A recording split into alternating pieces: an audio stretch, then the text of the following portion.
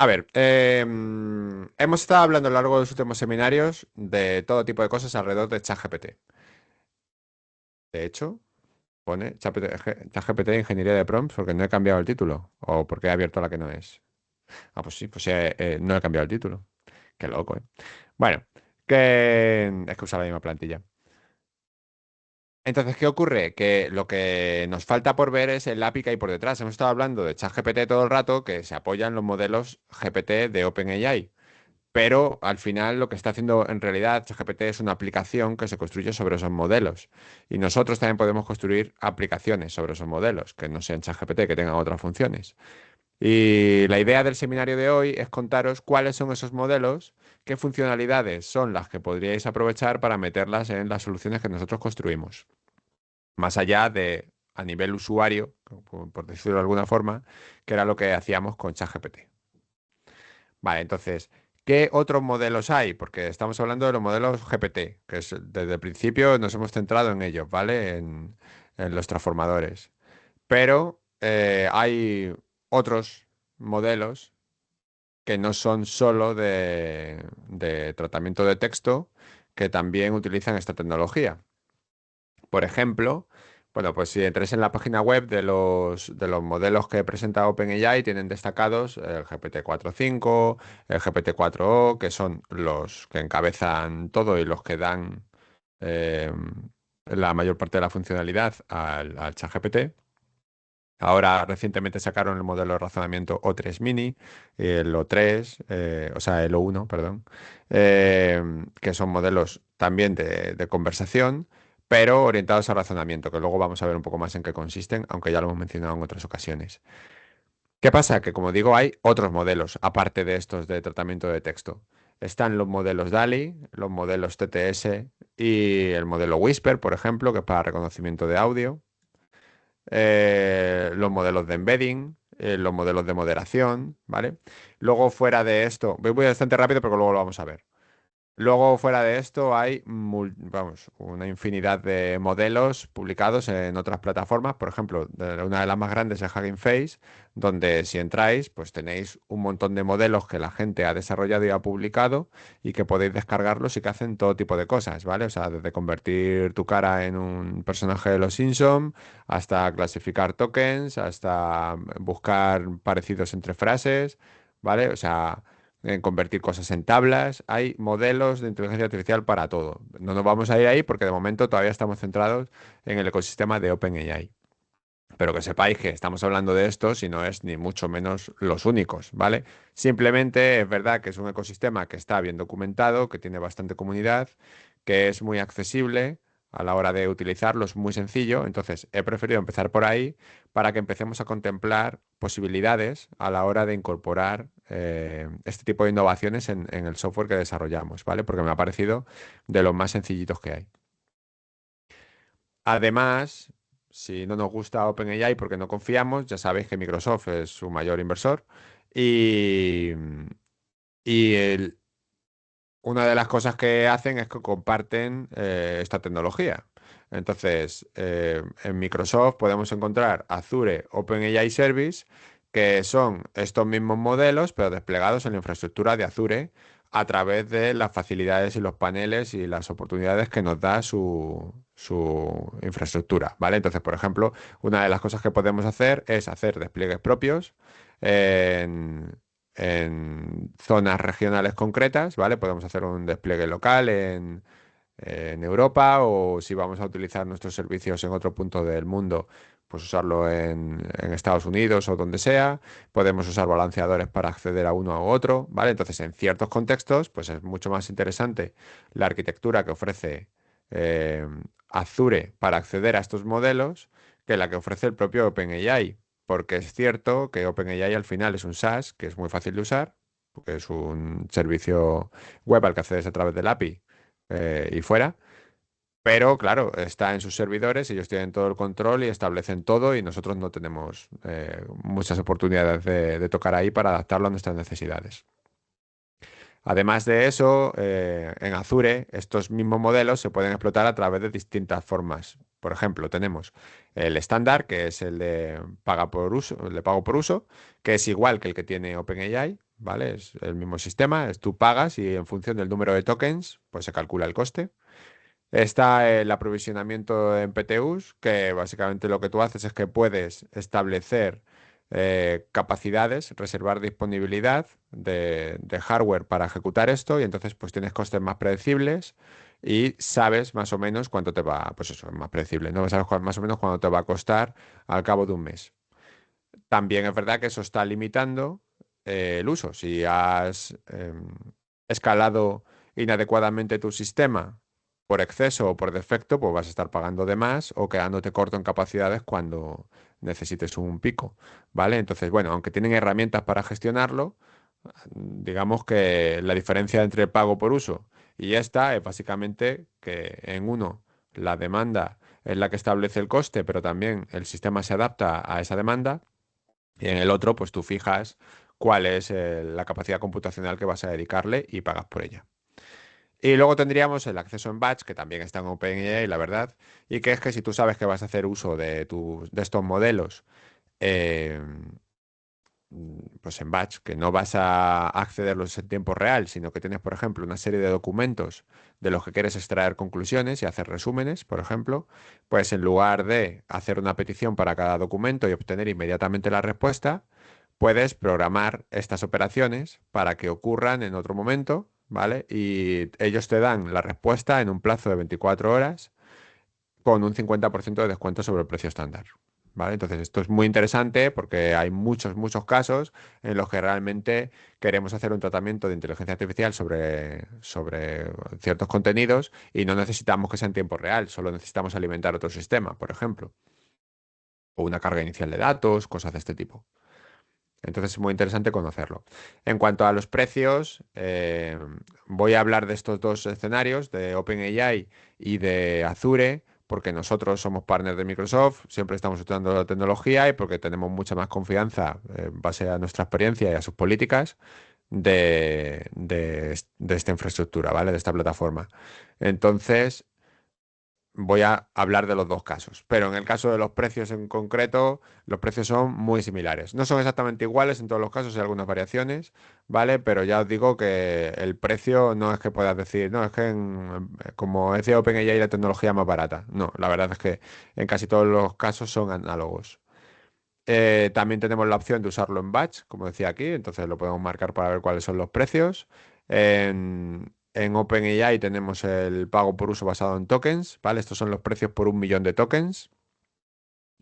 Y en caso de Azure, pues tiene su propio catálogo de precios, pero ya digo que se parecen mucho a unos modelos. Con la gran diferencia de que no siempre van exactamente a la par, ¿vale? Hay modelos que sacan en OpenAI que durante un tiempo están en preview en Azure. Hay algunos modelos que no he encontrado en Azure, de los más concretos que luego vamos a ver. De los GPT sí están todos. Y que cuando los despliegan, pues en función de la región, por ejemplo, pueden tener variaciones en el precio también. ¿Vale? Entonces esto es interesante, que claro, aquí tenemos un precio único porque accedes a sus servicios tal como son. Sin embargo, en Azure sí que tenemos variaciones en función de cómo estén desplegados esos modelos y de dónde.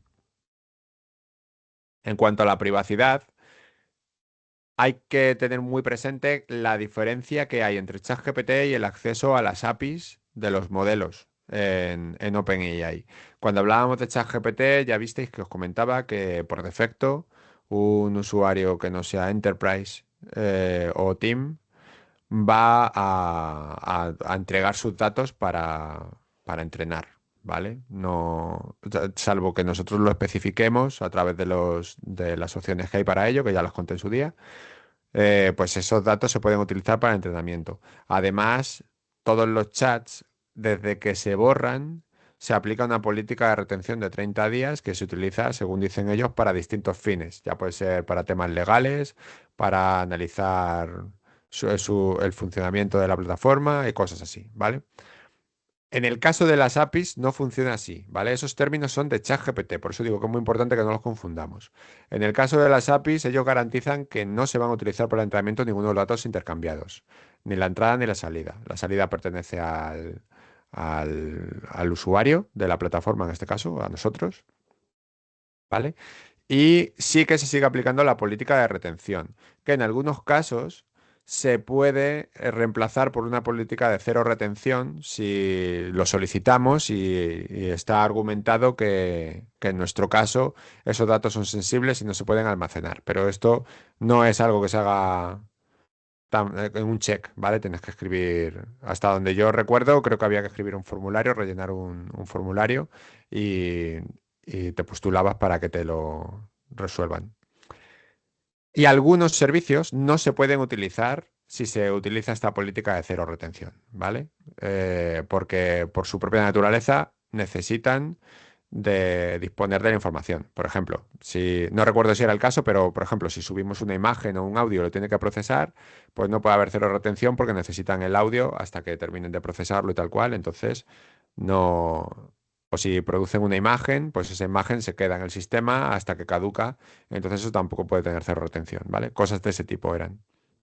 Lo digo para que entendáis que no es simple que sea algo voluntario, que no es porque lo quieran hacer así porque quieran nuestros datos, sino porque técnicamente pues ellos argumentan que es así como lo han resuelto.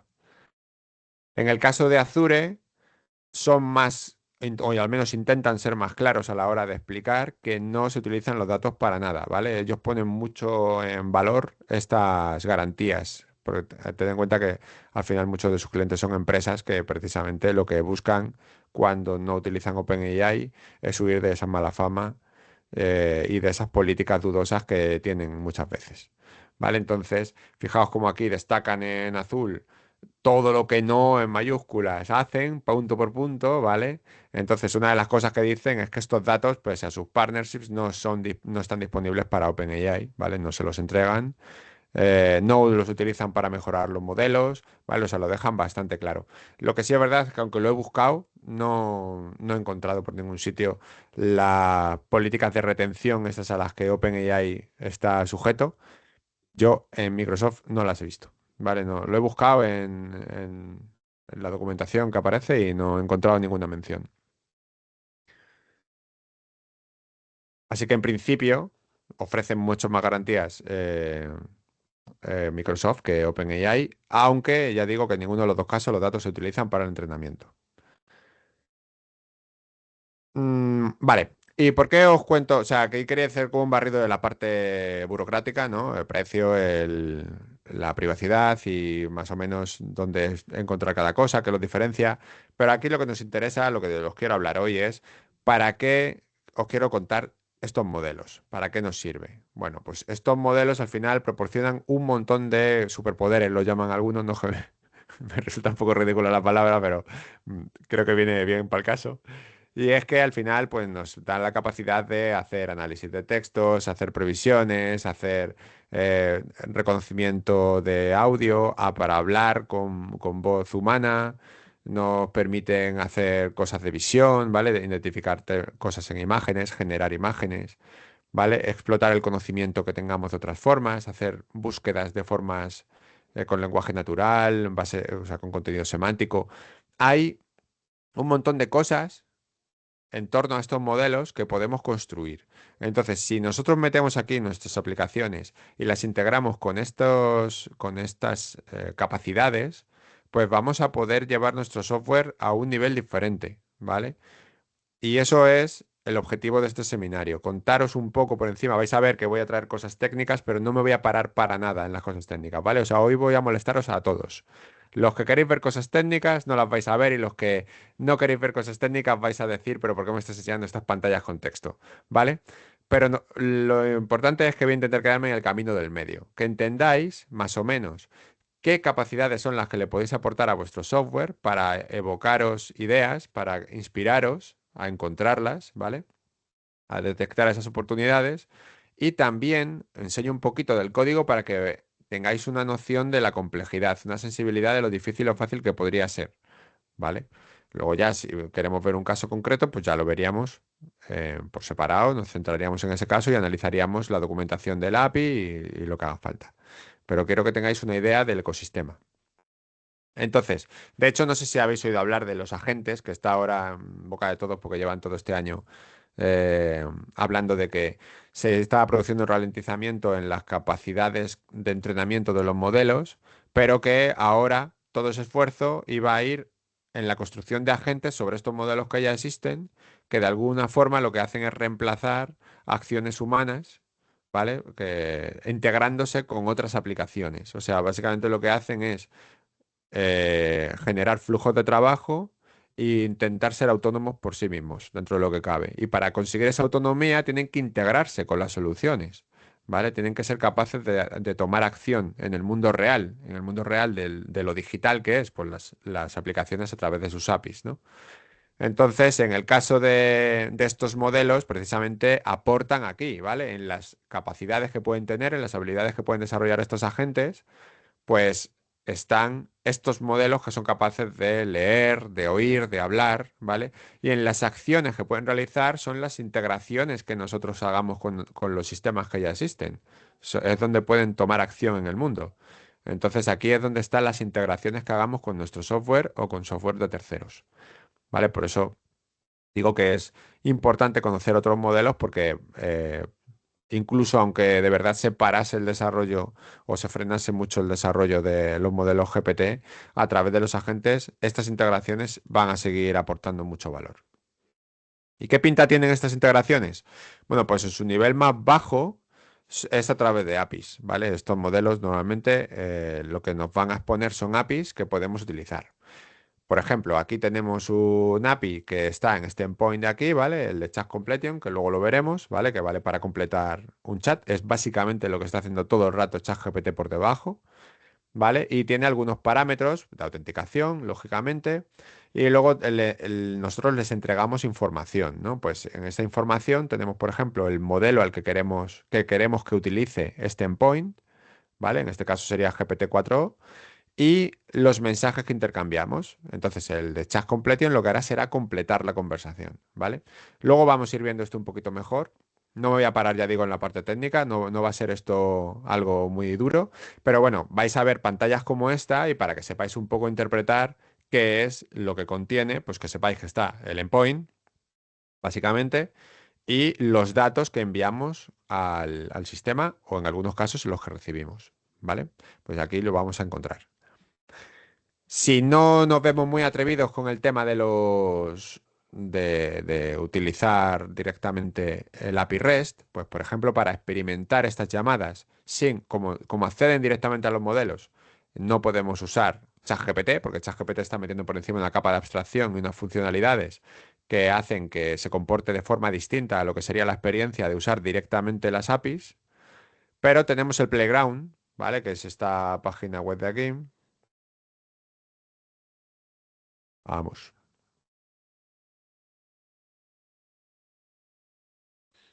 El Playground, vaya, joder, lo han cambiado desde el otro día que, que hice la captura. Qué velocidad. Vale, donde podemos tocar algunos de estos modelos y probar a hacer cosas con ellos, que esto sí se parece más a lo que es el uso directamente a través del API, solo que, pues, a través de una interfaz más amigable por si alguien no quiere utilizar el API directamente. Y, por supuesto, otra cosa que podríamos hacer es utilizar Postman, ¿vale? Si queremos, como punto intermedio. Esos son como los tres caminos para acceder a un API, ¿vale? La herramienta que queráis, usando el API directamente, Postman, que es como el estándar para este tipo de pruebas, y el Playground, que te lo da directamente OpenAI para acceder y es donde aquí puedes, todos los parámetros que aceptan los modelos, pues los puedes manipular visualmente, ¿vale? Por ejemplo, tenemos la temperatura, que establece cómo de aleatoria va a ser la respuesta que obtengamos del modelo, ¿vale? Un valor de 0, creo recordar que era el más determinista, y un valor de 1 ya eran valores de aleatoriedad bastante altos, ¿vale? Em, los tokens máximos que va a poder intercambiar antes de truncar para ver cómo se comporta. El top P es también el peso que va a asignar bueno, es cómo va a escoger las palabras para que haya variedad en las respuestas, ¿vale? Que va un poquito de la mano de la temperatura. Un montón de parámetros que permiten tocar, pues aquí los tendríamos. El modelo al que accede, ¿vale? Y luego importante, que ahora después lo vamos a ver, el mensaje del sistema y el mensaje del usuario, ¿vale? Porque a diferencia de cuando usamos ChatGPT, los mensajes llevan un rol. ¿vale? Que en ChatGPT eso está abstraído, pero aquí lo tenemos que hacer a mano, ¿vale? Entonces eso luego lo explico. Ahí va, que le he vuelto a dar. Vale, entonces decía que esta es la forma de acceder a las APIs directamente, pero también lo podemos hacer a través de un SDK. Claro, y hay SDKs para todos los gustos, ¿vale? O sea, hay SDKs oficiales que están desarrollados por OpenAI para distintos lenguajes, para .NET, por ejemplo, y para JavaScript, que son los que más nos interesan a nosotros, pero también el equipo de Microsoft publica clientes específicos para acceder a estas funciones, ¿vale? Y en realidad, si no recuerdo mal, son compatibles con ambos. O sea, tú puedes usar el SDK que ha desarrollado Microsoft y puedes acceder a ambas plataformas por igual, ¿vale? Son multiplataforma, por decirlo de alguna forma. Lo que pasa es que este está desarrollado y hecho por el equipo de Microsoft y este está hecho por el equipo de OpenAI, ¿vale? Y cada uno tendrá su roadmap y su forma de hacer las cosas y tal cual. ¿Vale? Pero es compatible con los dos. De hecho, creo que lo ponía por aquí. Sí, son compatibles con vos, OpenAI y los servicios de OpenAI sobre Azure. ¿Vale? Entonces, pues estas librerías son bastante interesantes. Y luego hay librerías de terceros para otros lenguajes, que si accedéis a la documentación de OpenAI, pues hay librerías open source de todo el mundo. Lo que pasa es que ya ellos no dan garantías sobre su funcionamiento porque, lógicamente, pues no están hechas por su equipo. La pinta que tienen esta librería, pues son bastante más sencillas de usar. En muchos casos son súper recomendables, como luego veremos con las salidas estructuradas. Em, y básicamente le estamos dando los mismos parámetros que hemos visto en la URL, porque eso, o sea, en la pantalla de antes, en la captura, porque es que es lo que necesita, ¿no? Entonces tenemos el endpoint del dominio en el que va a estar atacando. Tenemos eh, eh, eh, eh, Tenemos el despliegue al que queremos acceder, que este hace referencia al modelo, y tenemos los mensajes que vamos a pasarle como contexto de la conversación, ¿vale? Entonces le pasamos un mensaje del sistema que dice, eres un asistente amistoso que tiene que hablar como un pirata. Y el usuario diría, ¿puedes ayudarme? Y entonces el asistente diría, por supuesto. Bueno, como un pirata, lo que quiera que diga esto. El caso que ahora vamos a ver de por qué aquí hay tantos mensajes, ¿vale? ¿Por qué no pone solo puedes ayudarme? ¿Vale? Pues eso también lo vamos a ver. Pero quedaos con la copla de la pinta que tiene usar un SDK como esto, que realmente es bastante sencillo, ¿vale? Por muchos parámetros que haya, un uso normal, pues es bastante sencillo de usar y de integrar en nuestros sistemas. Entonces decía que vamos a estar atacando todo el rato a través de los endpoints, que son esto que estaba enseñando aquí antes, ¿vale? Estos son, bueno, esto no. Estos son los endpoints, ¿vale? Las URLs a las que vamos a acceder para distintas APIs, pero esas APIs por debajo van a acceder a distintos modelos de inteligencia artificial. Por ejemplo, el de Chat Completion pues estaría accediendo, por ejemplo, a un modelo, porque lo hemos puesto así antes en la petición, al 4O, pero además este modelo, a su vez, a través de ChatGPT, si lo hiciéramos a través de ChatGPT o de otra función, podría, o sea, o del API, ese modelo podría derivar ciertas funciones en modelos específicos. Por ejemplo, si le pedimos que genere una imagen, pues se va a apoyar en otros modelos. O podemos directamente acceder a esos otros modelos nosotros a través de endpoints específicos para ello, ¿vale? Y eso va a ser un poco lo que vayamos a estar viendo ahora. De hecho, vamos a empezar viendo, por ejemplo, todos los que no son el Chat Completion, todos los que no son los GPT-4, GPT-1O, todas estas cosas, ¿vale? Vamos a ver los otros para centrarnos en lo que no hemos visto todavía. Y lo que sí tenemos que tener presente cuáles son las diferencias entre estas APIs y las APIs a las que estamos acostumbrados a atacar, ¿vale? Las que son más habituales. Lo primero que tenemos que tener en cuenta es la forma de la entrada. Cuando usamos un API tradicional, un API normal y corriente, normalmente los datos son estructurados. Nosotros le pasamos parámetros como query params o le pasamos un JSON con esos parámetros en una estructura cerrada, convenida entre el propietario del API y el usuario. En este caso, no. En este caso, las entradas de datos que le vamos a proporcionar son lenguaje natural, son texto. Entonces aquí ya cambia mucho la cosa, ¿vale? Si yo quiero hacer una suma, cuando uso una API de calculadora, pues le voy a pasar A igual 1, B igual 2 y el resultado me va a venir una estructura y va a ser 3. Pero aquí no, aquí le voy a decir, quiero que sumes 2 más uno. O otro va a decir, quiero que sumes uno más el número que va después del uno. Entonces, claro, cambia mucho la cosa, ¿vale? No estamos usando una estructura como estamos acostumbrados a hacer y eso hay que tenerlo presente.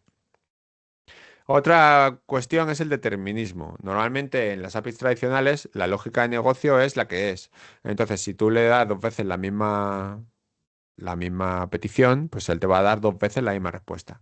En este caso, no. Varias peticiones iguales pueden producir respuestas diferentes, porque al final las respuestas de un modelo de inteligencia artificial se basan en probabilidades. Incluso aunque le establezcamos que sea lo más determinista posible, con eso que veíamos antes del factor de temperatura, podría llegar a vendernos respuestas diferentes, ¿vale? Y además, eso le está cortando la creatividad, que muchas veces no queremos que ocurra cuando trabajamos con estos modelos. Que sea creativo, que sea diverso en respuestas para no parecer un robot, precisamente. Vale, entonces vamos a tener en cuenta que no son sistemas deterministas. Em, Tenemos que tener en cuenta también la estructura de las respuestas. Normalmente cuando accedemos a un API, pues como decía antes en la documentación pone el tipo de respuesta que vamos a obtener en cada endpoint. Sin embargo, en este caso vamos a depender del prompt que hayamos hecho, del contexto de lo que le estemos hablando, del contexto de la conversación y de muchos otros factores, ¿vale? De esa aleatoriedad que decía antes, por ejemplo. ¿Qué ocurre con esto? Pues que si nosotros estamos interpretando la respuesta y, y necesitamos que exista un campo que sea resultado para mostrarlo por pantalla, a lo mejor ese campo no está. ¿Cómo lo conseguimos? Pues ya vimos el otro día que le podemos decir en el prompt instrucciones específicas para que la respuesta se ajuste a un formato. Entonces le podríamos decir, siempre incluye un resultado que tenga un valor entre 0 y 100 con la puntuación que hayas decidido. Pero a veces nos va a devolver el resultado al principio, otras veces al final, otras veces nos va a revolver el resultado en formato texto, otras veces en número, otras veces en coma flotante. Vale, entonces la estructura no podemos tener garantías de que vaya a ser siempre así. De todas formas, luego vamos a ver que existen herramientas, que OpenAI ha desarrollado herramientas para poder hacer que esa estructura sí sea confiable, ¿vale? Pero por naturaleza, los modelos de inteligencia artificial pues no van a darnos una estructura concreta. Por muchas instrucciones que nosotros le demos, siempre puede haber algún caso en el que se la salten. Y a la hora de interpretar la respuesta e integrarla con nuestro sistema, pues esto es muy importante que lo tengamos presente. El coste. Normalmente las APIs pues cobran por lo que sea en función del caso. En este caso vamos a hacerlo por el número de tokens. Y los tokens es una cosa sobre lo que no tenemos mucho dominio tampoco. Luego vamos a ver cómo se calculan, pero no es una cuestión fácil de predecir. Tampoco realiza operaciones sobre datos, que normalmente es lo que vamos a hacer con las APIs tradicionales, ¿vale? Vamos a consultarlas o vamos a manipularlas, borrando, creando o actualizando los datos que ya existen en las estructuras de datos a las que estén usando en el dominio que sea, ¿no? Pero aquí no, aquí lo que vamos a hacer es siempre generar. Estamos generando texto, ¿vale? Lo que hacen estos sistemas es generar texto. En el caso de los LLM que hemos visto para, o sea, los GPT como el 4O y todos estos generan texto y hay otros que generan otro tipo de salida que lo vamos a ver hoy también como audio o imagen, ¿vale? Pero generan, no vamos a poder manipular datos. Luego está el tema del tiempo de respuesta. Claro, normalmente las APIs están orientadas a ser muy rápidas en el acceso para que podamos utilizarlas casi como si fueran sistemas embarcados en la solución que nosotros tengamos. Pero en este caso, todo el procesamiento se va a hacer en tiempo real. Entonces, la mayor parte de la latencia de respuesta va a venir del hecho de que tienen que procesar la respuesta que nos están dando, que no es una respuesta que la consulte y no la entregue, sino la que tiene que generar. Entonces ahí es donde se va a ir la mayor parte del tiempo de uso y tenemos que tenerlo también en presente cuando hagamos integraciones, porque cada llamada que hagamos va a tardar en procesarse un tiempo y nos va a dar una respuesta que va a ralentizar el total de la llamada que está, o sea, el total de la respuesta que está percibiendo el usuario final. La persistencia también es algo súper importante. Igual que decía que aquí no estamos almacenando datos, pues aquí está el tema de que las conversaciones no se persisten. Cuando estamos accediendo al API, intercambian mensajes con el endpoint de turno y no los está conservando. Entonces, cada vez que nosotros le hagamos una pregunta y queramos que tenga en cuenta la conversación anterior, se la vamos a tener que entregar completa. ¿Vale? Ahora vamos a ver esto. Y, y luego también está el tema de que un escaso control, ¿vale? Porque en las APIs normales tú tienes una operación o sea, que tienes un endpoint concreto para cada operación que quieras hacer y sin embargo aquí ca- solo tienes uno y para explotarlo de distintas formas, para que haga distintas tareas, lo vas a tener que hacer a través de las instrucciones de los prompts. Así que dependerá de tu habilidad como ingeniero de prompt para conseguir que siempre se comporte del mismo modo y que haga exactamente lo que tú quieras, ¿vale? No hay un endpoint que diga, pues este endpoint es para sumar. Dependerá de cómo tú le hayas explicado exactamente lo que quieres que haga. Bueno, esas son una serie de consideraciones, ¿vale? Las dejo aquí en pantalla un momento mientras lo digo. Que tenemos que tener en cuenta que son diferentes al uso habitual que hacemos de las APIs tradicionales, ¿vale? Las tenemos que tener en cuenta si vamos a integrarnos, pues aquí estos son una serie de desafíos. No necesariamente son muy difíciles, en muchos casos para las cosas que vamos a utilizar un modelo de IA, pues este tipo de cosas se dan por sentado que van a ocurrir, ¿vale? Si vas a dar una respuesta a un usuario, pues todo el mundo sabe que va a ser creativo, ¿vale? Pero si estamos queriéndolo usar para una integración en la que ocurran cosas automatizadas, pues tenemos que tener en cuenta este tipo de cuestiones. Y ahora sí, vamos a ir viendo un poco por encima cuáles son estos modelos y qué capacidades tienen, ¿vale? Y el primero que quería mostrar, pues es uno que seguro que ya conocéis, que es el modelo DALI, que permite generar imágenes basadas en descripciones de texto, ¿vale? ¿Y cómo se usa? Bueno, pues como hemos visto antes, tenemos siempre el endpoint que hace referencia a esa funcionalidad, ¿vale? El modelo al que tiene que atacar ese endpoint y un prompt. Casi siempre van a ser así, ¿vale? Van a tener esta pinta, esta estructura. Entonces, en este caso, por ejemplo, el prompt dice, dame un gato siamés blanco. Y además, cada uno de estos endpoints, de estos modelos, y a través de los endpoints con los que accedemos, pues nos van a permitir jugar con ciertos parámetros que van a cambiar de forma más ligera o más drástica sus funciones. Por ejemplo, en este caso, pues le podemos decir cuál es el tamaño de la imagen que queremos que produzca. ¿Y qué pasa? Pues que aquí no me voy a parar, pero hay un montón de consideraciones.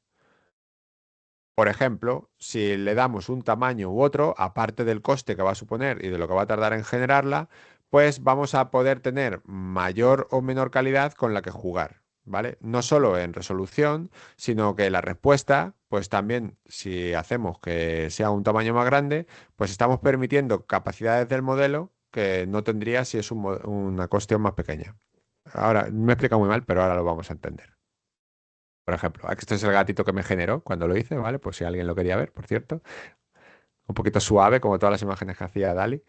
Pero, por ejemplo, en el caso de Dali, podemos meter, que es lo que quería decir antes, podemos meter tamaño más grande de las imágenes y nos va a dar imágenes de más calidad. Pero estamos pagando el precio de usar Dali 3, que, por ejemplo, una cosa que tiene es que vamos a tener menos control en el prompt y menos funcionalidades. En el caso de DALI 3, por ejemplo, este menor control viene sobre todo porque tienen una cosa que es prompting avanzado, es una capacidad que le metieron a DALI 3, a este modelo en particular, que lo que hace es que reescribe el prompt para eliminar cosas que puedan ser perjudiciales, ¿vale? Cosas que no estén dentro de los términos de uso permitidos. Y además añade más detalles, porque se dieron cuenta de que las descripciones, cuanto más detalladas, producían resultados mejores. Entonces, una cosa que decían es que cuando el prompt es muy corto, pues ellos utilizan internamente, hacen un reprompting, ¿no? O sea, vuelven a escribir ese prompt, inventándose cosas que entienden que queremos o que podríamos querer en la imagen, para que en realidad, si nosotros le hemos dado solo un gato siamés blanco, pues él por dentro está diciendo, dame un gato siamés blanco sentado sobre una mesa con las patas cruzadas, la iluminación le llega desde arriba, es una imagen fotorrealista, ¿vale? Y me mete un montón de cosas. Entonces, claro, al hacer esto, pues estamos perdiendo control. A eso me refería con que en función de cómo lo usemos, realmente puede cambiar mucho, a través de los parámetros puede cambiar muchísimo el funcionamiento que obtengamos de la plataforma. Em, Se podrían desactivar estos PROM revisados, ¿vale? Aunque ellos no lo recomiendan porque dice que entonces ese detalle lo tendrías que dar tú, ¿vale? Y este es el atributo con el que dicen que se podría quitar en el API. ¿Qué cosas permiten? Bueno, pues por ejemplo, con DALI 2, que esto ya digo que no lo tiene DALI 3, por eso decía todo el rato que tened en cuenta que en función de los parámetros que uséis, pues vais a tener unas capacidades u otras, ¿vale? Pero una cosa que podemos tener que hacer son los edits, ¿vale? Ediciones. En las edits, nosotros lo que hacemos es que si tenemos una imagen original, le pasaríamos una máscara, que es básicamente la misma imagen, pero con una transparencia en el área que queramos editar. Y eso, acompañado de un prompt, nos permite reemplazar esa imagen, esa parte enmascarada por lo que indique nuestro prompt. Ya que es importante destacar que los prompts que pongamos tienen que hacer referencia a toda la imagen, no solo a la parte editada. No le podemos poner un flamenco inflable, ¿vale? Sería un espacio abierto con una piscina, con unas cristaleras, no sé qué. Tenemos que hacer referencia a toda la imagen. Y en ese prompt tiene que decir que además tiene que contener un flamenco. Entonces él se centra en editar solo la parte esta, pero entendiendo el contexto de toda la imagen a través de nuestro prompt, ¿vale? Y entonces la imagen resultante sería esta de aquí. Yo, por ejemplo, hice una prueba rápida con el gatito que me salió y le dije, un gato se llame Blanco, ¿vale? Se lo vuelvo a repetir, con unas gafas de sol amarillas. Edité esta parte que a través tienes un editor en la web, si no lo quieres hacer en Photoshop y luego compartir la imagen a través del API y todo esto. Pues tendríamos esto y al enviar, pues él utiliza esta funcionalidad y al gatito le pone unas gafas amarillas.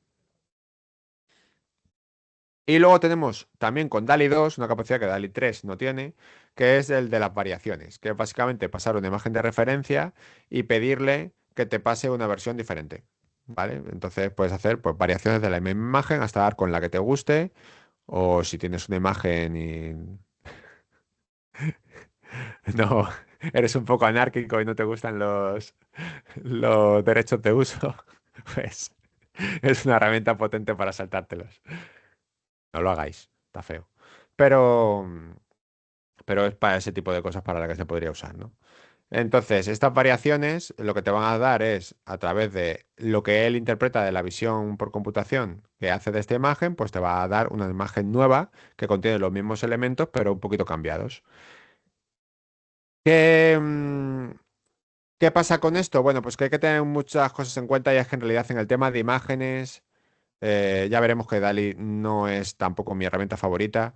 Y también pasa que hay muchas cosas de copyright. De hecho, no sé si habéis oído, pero esta misma semana ha salido una noticia de que está todo el mundo flipando otra vez con ChatGPT, porque en la 4 han metido una novedad en los modelos DALI, que básicamente lo que hacen es que han quitado las restricciones de censura que había para usar imágenes de personajes públicos o estilos de artistas. Entonces hay mucha gente diciendo, pues dame una imagen de Elon Musk con el estilo de Miyazaki, ¿vale? Aún así, creo que regularon y han quitado la posibilidad de utilizar, porque al principio era todo para que se pudieran usar personas adultas a discreción, como tú quisieras, y creo que lo han quitado y a las personas que no son públicas la han impedido que se utilicen. Y ahora mismo, si lo intentas hacer, creo que te da un mensaje de que no puede usar como referencia una imagen donde aparezcan rostros reales. Vale. Me parece un poco de locos que estemos llegando a este punto, pero es lo que hay. Así que lo sepáis, que tienen por dentro una tecnología capaz de hacer cosas que esto no está haciendo, ¿vale? Porque está muy censurada y, y poco a poco, pues eso va llegando. Entonces, si por ejemplo le pido una variación del gato de antes, de las gafitas, pues me podría dar esto, ¿vale? Para que os hagáis una idea del tipo de variaciones a las que a las que me estoy refiriendo. En cuanto a limitaciones, ya digo que para mí DALI no es mi modelo de generación de imágenes favoritos. Hay sistemas muchísimo mejores. Espero que los veamos en un seminario en el futuro, ¿vale? Por ejemplo, pues aquí te puedes encontrar cosas como estos que te dan muy poquito control, ¿no? Si le pido, crea un personaje, un sprite sheet, que es una plantilla de movimiento, ¿no? De distintas posturas, que si las reproduces, pues genera una animación, de un personaje humano femenino con un gorro rojo, visto de cintura para arriba, haciendo un gesto de saludo con el brazo extendido, pues me entrega esto. Vale, no, esto no me sirve. O sea, no se adapta, tiene un gorro y es un personaje femenino, pero ni la cintura ni el brazo que está extendido, pero obviamente esto no es lo que yo buscaba. Es verdad que mi prompt es pobre, no está especificando gran cosa, pero es que ni siquiera así se puede decir que mayoritariamente esté haciéndome caso. Si intento puntualizar y le digo que quiero que se vea de cintura para arriba solo y manteniendo el estilo del personaje anterior, pues me lo reinventa. Y si le digo que no se parece, además el sprite sheet lo quiero solo de cintura para arriba, ¿vale? Yo haciendo hincapié, me vuelvo a sacar una cosa como esta. Entonces realmente a mí no me parece una herramienta muy allá, salvo para hacer, pues, imágenes, eh, pues eso, a lo mejor logotipos, avatares, imágenes de relleno para páginas web, cosas así, o, pues vale. Pero en cuanto le pides un diagrama o alguna cosa de estas, se vuelve bastante loco. Al menos por ahora. Obviamente estoy hablando del estado del arte actual. Vale, eso en cuanto a la generación de imágenes, que empezaba por ahí porque precisamente ya digo que soy bastante crítico con ella. En el tema de voz y texto estamos mucho mejor, ¿vale? Tenemos capacidades de transformación muy importantes que podemos incorporar en nuestras aplicaciones. Si queréis que vuestras aplicaciones hablen o escuchen, podemos usar estas APIs y funcionan bastante bien. Entonces, por ejemplo, el endpoint en este caso sería el de audio speech y estamos hablando de un endpoint que se encarga de eso, el típico TTS, ¿no? El text to speech, que es convertir texto en voz. Entonces, aquí le tendríamos que indicar igual cuál es el modelo que se encarga, que en este caso es el TTS, y si le pasamos una entrada en texto, por ejemplo, hoy es un día maravilloso para hacer algo que la gente adore, y le decimos qué voz, porque ellos tienen un catálogo de voces que pueden utilizar, pues tendríamos un audio generado con una voz sintética, pero bastante buena. Porque... Vale,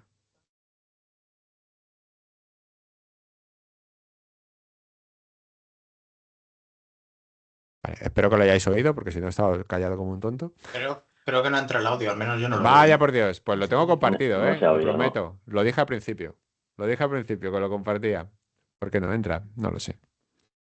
No lo sé. A lo mejor es algo de cómo está configurada mi salida de audio. Pues nada, no lo perdemos. Pero si queréis entrar, pues entráis en esta página web. Lo siento. Entonces solo he estado parado como un tonto durante unos segundos, como si me hubiera dado algo chungo. Si entráis aquí, lo podéis escuchar y os recomiendo hacerlo porque es verdad que a comparación de lo que había hace algún tiempo, yo recuerdo los tiempos de Loquendo, esto es bastante increíble, ¿vale? Empieza a ser interesante. De hecho, una de las cláusulas que tienen por aquí puestas es que toda la salida que produzcas con estas cosas, tienes que informar de que son voces sintéticas generadas por IA, ¿vale? ¿Ves? Aquí está. Todavía es obligatorio informar a los usuarios de que están escuchando un audio generado por IA y no por una persona real que les habla, porque obviamente esto se puede utilizar para muchas cosas preocupantes, ¿vale? Y tienen una serie de voces con distintas entonaciones, con la forma que hacen las pausas, con timbres de voz, que se pueden adaptar al tipo de mensaje que nosotros queramos dar. La entrada de texto puede estar en cualquier idioma y puede generar voces en varios idiomas, aunque está optimizada para inglés. ¿Qué significa esto? Pues que no garantizan que el resultado sea bueno en un idioma que no sea el inglés y que lo suyo es probar, ¿vale? Porque no hay garantías de que el resultado vaya a ser bueno en otros idiomas.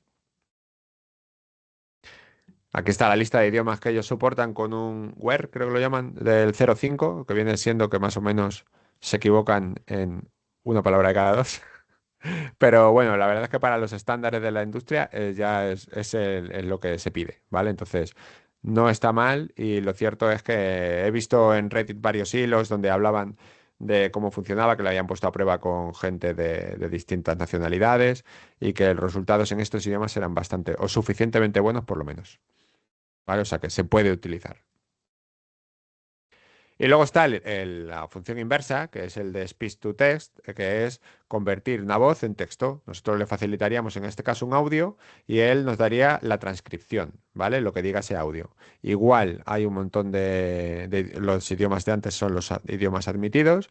Le pasamos un audio en cualquiera de esos idiomas y él nos entrega el texto de lo que quiere decir ese idioma en el idioma original, salvo que escuchemos otra opción en lugar de transcripción, que es translate. Que translate lo que hace es que directamente la salida nos la da en inglés, para que evitemos hacer ese paso después de traducir el texto. Los resultados igual varían mucho entre los distintos idiomas, entre la calidad del audio que le estemos facilitando. Admite audio de hasta 25 megas por fichero y en distintos formatos. Pero claro, depende mucho de la calidad, de lo bien que se entienda a las personas que estén hablando, de varios factores, ¿no? Y además permite incorporar prompts junto con esta petición para que podamos afinar un poquito cómo queremos que haga la transcripción. Por ejemplo, si está usando muchos acrónimos, pues para que no nos los ponga tal cual suenan fonéticamente, pues podemos decirle, cuando escuches esta palabra o estoy hablando de tal cosa, ¿vale? Estoy hablando de, yo qué sé, de APIs.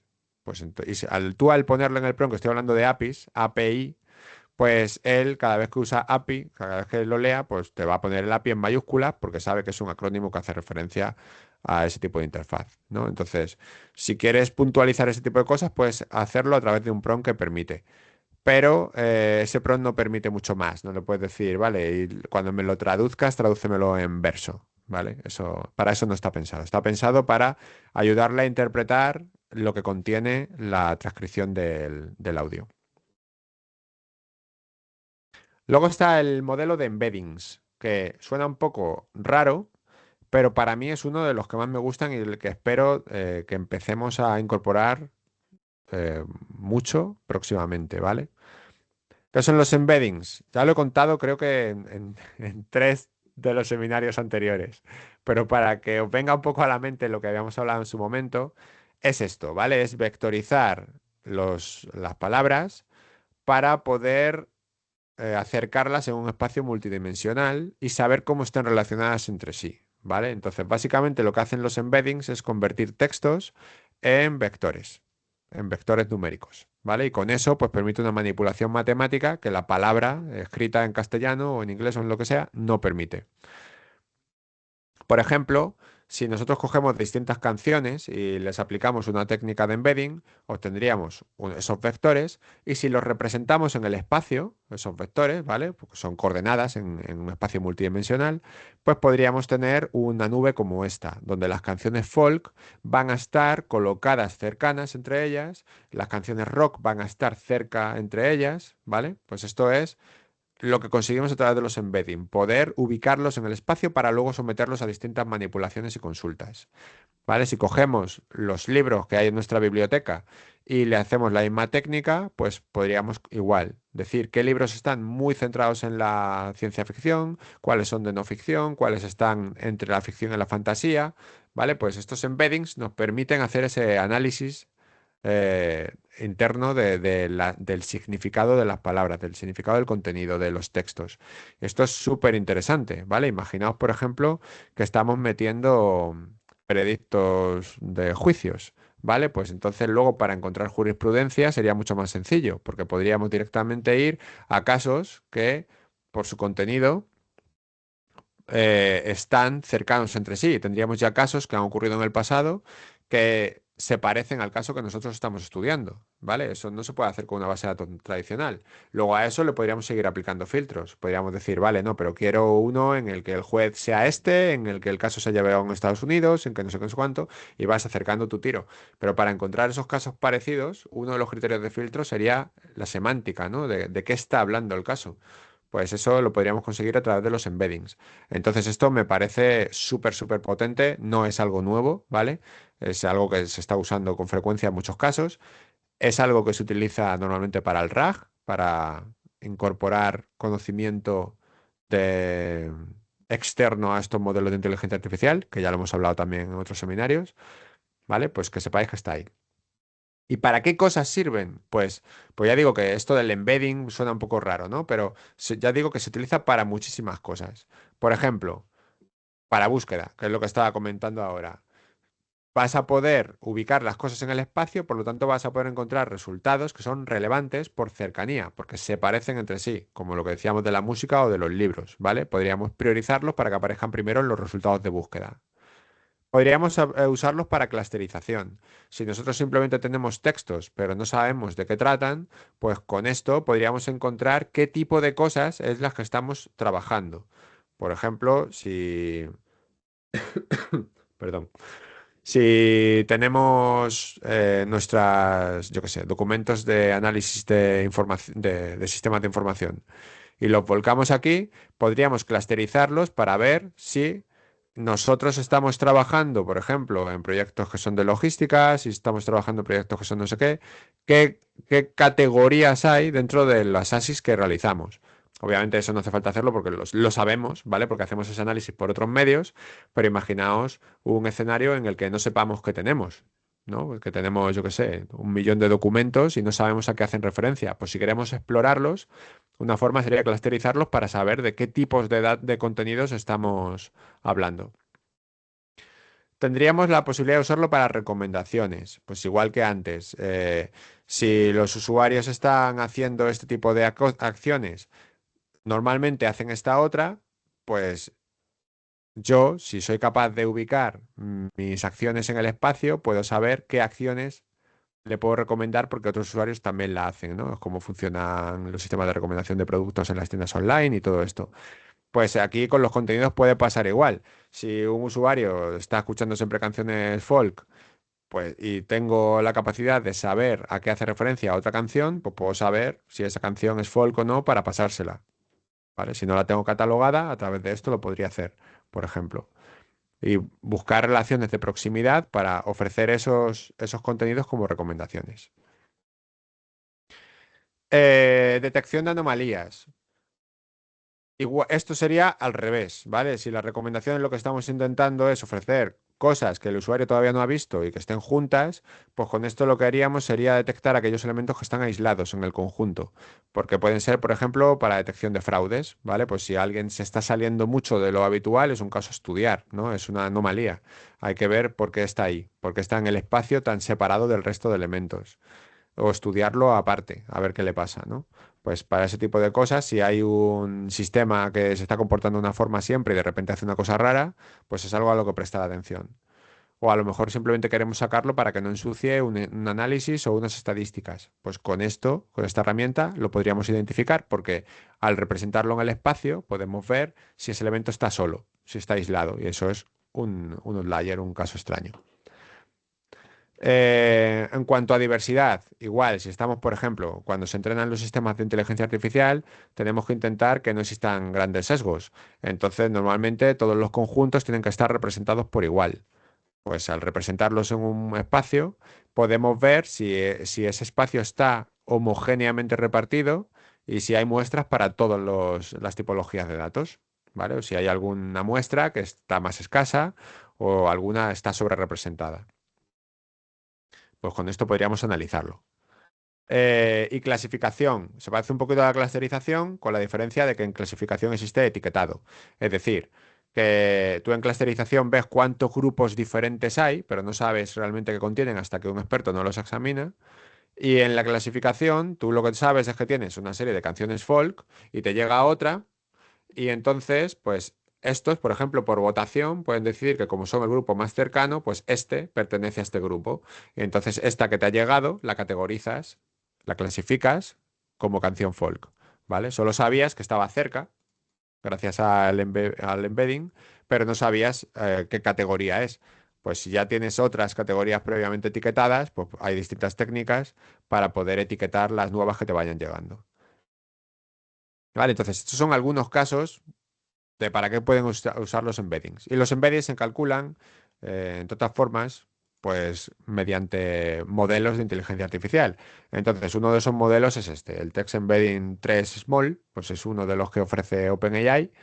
Y hay muchos otros, ya digo, te lo puedes bajar de Hugging Face y ejecutarlos en tu máquina, pero OpenAI lo hace a través de este API, pues permite utilizarlo, ¿vale? Y lo que nosotros haríamos era entregarle un texto y él nos entrega un embedding, que es un array dimensional, ¿vale? Y este array pues lo tenemos que almacenar para luego poder consultarlo. ¿Cómo? Pues en una base de datos vectorial, que es los que sirven para almacenar este tipo de datos. Entonces, simplemente para que nos sirva de vistazo de cómo se utilizaría, ya dije que esto se usaba sobre todo cuando estamos haciendo RAG con contenidos que cambian con mucha frecuencia, ¿vale? Pues una de las cosas que podríamos hacer sería utilizar Elasticsearch para esto. Elasticsearch es una base de datos que a partir de la versión 8, creo, ya funciona también como base de datos vectorial. Entonces, convertiríamos nuestro conocimiento, nuestro catálogo de textos o de lo que sea, en embeddings, ¿vale? A través de llamadas a esas APIs o a estos modelos. Estas representaciones vectoriales las almacenaríamos, que son estos vectores que hemos obtenido, las almacenaríamos en nuestra base de datos y luego cuando nos llegue otra petición, igual, la convertiríamos en una representación vectorial. Y lo que hacemos es preguntarle al modelo, a la base de datos vectorial, que nos dé resultados que estén cerca de este vector. Como él tiene los dos, pues aplica técnicas, en este caso, por ejemplo, el del vecino más cercano, ¿vale? Y nos entrega los resultados priorizados por cercanía. Entonces estaríamos obteniendo los documentos que nosotros alimentamos, pero priorizados por la cercanía a la semántica del contenido que nosotros le acabamos de preguntar.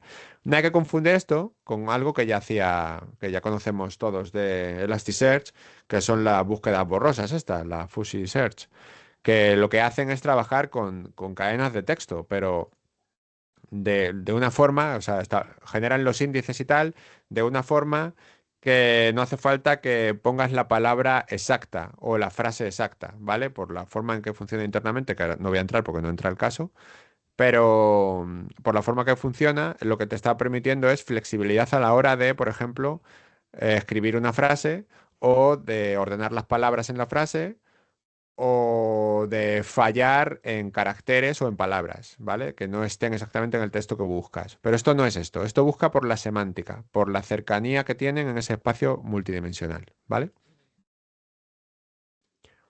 Si alguien tiene alguna duda, que me lo diga porque yo sigo para adelante como un cañón. Las APIs de moderación, está muy rápida. Igual, tienes su endpoint, le pasas un texto, le pasas un texto o una imagen o un audio, creo, porque es multimodal. No recuerdo si el audio también lo permite, pero imágenes seguro. Y le pasas el modelo que tiene que utilizar, que en este caso es el Omnimoderation. Entonces, esto lo que nos entrega es una respuesta. Aquí tengo un ejemplo con imagen, ¿vale? En el que le estamos pasando una imagen. Y nos entrega una respuesta en la que nos dice qué cosas se han detectado que son perjudiciales, por ejemplo, o ofensivas, ¿vale? Según los criterios de uso que ellos aplican internamente para sus propios sistemas. Por ejemplo, si tiene pues tema sexual, si tiene algún odio, ¿vale? Incitación al odio, violencia, pues estaría marcado como que es un contenido violento, ¿vale? Y luego además te da los scores para que veas en qué medida lo ha cumplido. Esto en concreto lo utilizan ellos para cuando que nosotros usamos el sistema, ellos lo pasan por este filtro para saber si estamos intentando hacer un uso ilegítimo de la plataforma conforme a sus términos de uso. Entonces, es gratuito, ¿vale? Este modelo lo ofrecen gratuitamente, podéis acceder y enviarles contenidos y os lo clasifica. Claro, os lo clasifica en base a sus criterios, ¿vale? Por eso es gratis, porque es el que utilizan ellos y los criterios, si ellos los varían, pues aquí variaría también. Pero bueno, en principio, como herramienta, primera línea de protección de entradas de usuario en algún sistema, pues podría servir, ¿vale? Lo pasamos por aquí y sabemos si el usuario pues, nos ha intentado colar un contenido que sea inadecuado. Si compartimos esos términos de uso, claro. Y luego ya nos quedaría el Task Completions, que es el que, por decirlo de alguna forma, da soporte a ChatGPT y es de los más extensos y más interesantes, porque es el más extendido, no solo por funcionalidades, sino porque más gente lo usa y más usos posibles tiene. Ya digo, es el API más habitual y se parece mucho a utilizar ChatGPT, pero a través del API. Entonces, si quisiéramos hacer algo así en nuestro sistema, pues este sería el API que tendríamos que integrar. ¿Cómo funciona? Básicamente, Chat Completion hace lo que dice ese nombre, ¿vale? Completar texto, que es lo que hace en realidad ChatGPT. Lo que pasa es que a veces genera una falsa sensación de que, de que estamos interactuando de una forma más inteligente. Bueno, a veces no, todo el rato. Pero lo cierto es que lo único que está intentando es averiguar cómo continuaría ese texto que nosotros le hemos facilitado. Si es una conversación, pues va a intentar imaginar cómo se van a producir las idas y venidas de las intervenciones de cada uno de los actores en la conversación para completar el diálogo. Si es un bloque de código, va a intentar completarlo para que parezca un artículo en el que se escribió acerca de ese bloque de código. ¿Vale? Pero lo único que está haciendo es intentar completar el texto que nosotros le demos. Él considera que está parcial y lo intenta terminar. Eso es cómo funciona, ¿vale? Si alguien tenía duda, pues es eso para lo que sirve. Y de hecho, por eso se llama Chat Completions, porque lo que hace es completar la conversación, ¿vale? ¿Cómo se usa? Bueno, pues funciona a través de un sistema de roles, ¿vale? Tenemos el rol de developer y el rol de usuario, que este rol lo han cambiado, creo, y ahora se llama Assistant, ¿vale? Pero bueno, el caso es que hace lo mismo. Básicamente lo que hace es que con cada uno de los roles, uno es el papel de nuestro como desarrollador en el que le damos instrucciones que tiene que respetar, ¿vale? Cosas a las que se tiene que limitar cuando funcione. Y luego son como directrices, ¿vale? Y luego están las intervenciones del usuario, que es lo que el usuario escribiría en la caja de texto. Y luego está el asistente, que son las respuestas que te ha dado el asistente a estas peticiones. Entonces vamos a ver algún caso para quitarnos las dudas de encima. El endpoint es este, Chat Completions, el modelo le tendríamos que pasar cuál estamos usando, por ejemplo aquí estamos usando el 4O, y le pasamos el hilo de mensajes de la conversación que queremos que complete. El primer mensaje es el del desarrollador, el del sistema, donde nosotros le decimos qué directrices tiene que seguir, ¿no? Entonces le decimos, eres un asistente que viene a ayudar. Y ahora, el usuario escribe un haiku acerca de recursión en la programación. Menuda petición. ¿Vale? Entonces, él proporcionaría una respuesta, ¿vale? Y continuaríamos con la conversación. Vamos a verlo con este ejemplillo de aquí, que queda más claro todavía cómo se produce en las idas y venidas. ¿Qué le enviamos viéndolo con un SDK, ¿vale? Le decimos con el SDK, crea esta petición. Y le decimos, el usuario dice, con un tipo de entrada de tipo texto, knock knock. El usuario solo ha dicho eso, no le hemos dado más indicaciones. Y la respuesta es, ¿quién está ahí? Esta es la respuesta que hemos obtenido del API. ¿Vale? El rol es el del asistente, porque nos lo ha dado el asistente la respuesta, y la respuesta al knock knock es ¿quién está ahí? ¿Veis cómo solo intenta continuar la conversación? No le hemos dado ningún tipo de explicación. ¿Vale?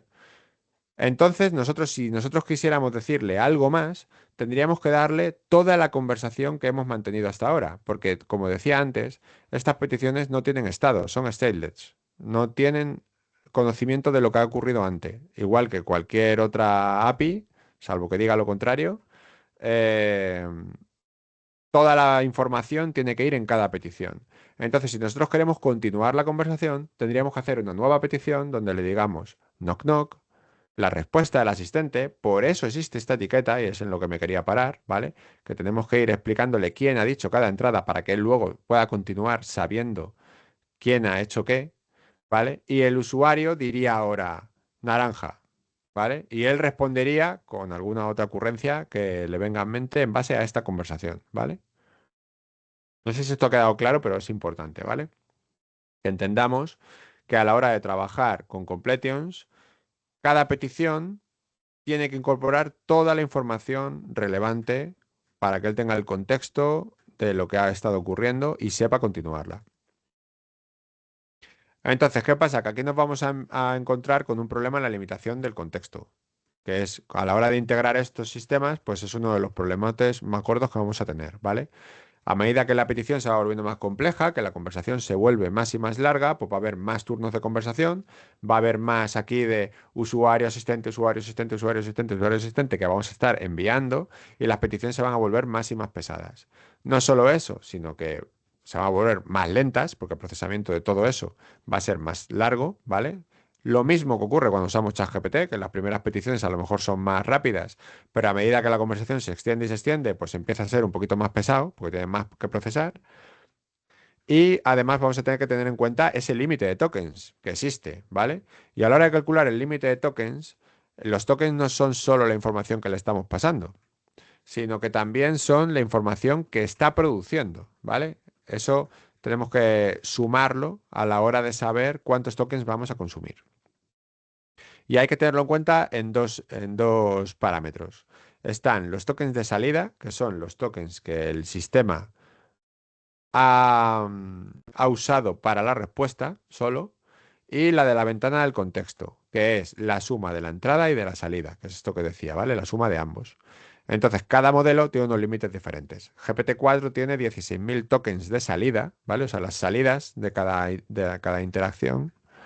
Eh, Tienen un máximo de 16.000 tokens, pero tiene 128.000 tokens de ventana de contexto. Es decir, que esos 16.000 tokens de salida todavía nos quedarían 112.000 para el contexto que nosotros le aportamos, ¿vale? Es decir, para la entrada. Esos tokens van dedicados a todo el contexto que nosotros hemos aportado para que él produzca esos 16.000 de salida.